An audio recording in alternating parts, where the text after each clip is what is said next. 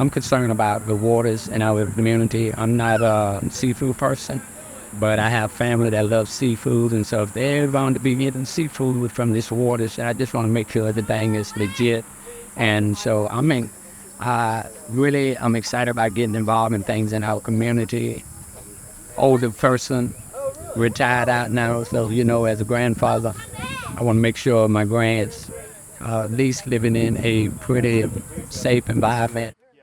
We work alongside with our communities to address issues related to the water in the region.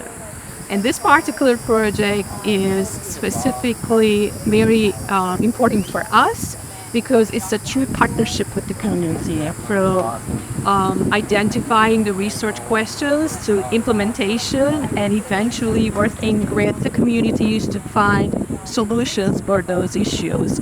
Risks associated with sea level rise, the issues related to Superfund sites and toxic chemicals. We've been having a lot of conversations about how we can craft the research together to address these issues. I've heard the words Superfund sites, but up until maybe a year and a half ago, I know what they are now. I know what they are good for the community, for the jobs and all of those type of things. But yet we have to be careful on the other side because they could be releasing things in the atmosphere. They could be releasing things in the water that can bring harm. And we are an industrial community. A lot of people from other counties come here to work.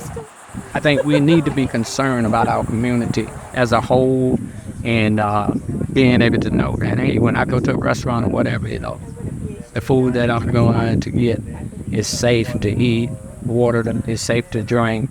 These chemicals have been found in the blood of the communities, such as toxaphene and arylchlor, in the past studies. So what we're looking here is how do they disperse in the environment, whether it's water column or a sediment. Do they stay in the sediment? Do they mix up when there's a large storm coming?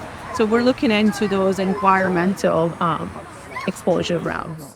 It's a co-investigation. We're doing this together. So, and I think having that community collaboration from day one has been extremely strategic because they've been always with us throughout the project and be very engaged throughout the project. They're actually the ones who are reading the results with us too. So they've been always engaged throughout the process. So I think that's really helpful because then the ownership and then being more aware of the issues and then being advocates for their own environment, being the stewards of their environment becomes much more stronger in field as whole activity. So having science-driven data really empowers communities when they need resources to fix the issues. It all comes with data and high quality data.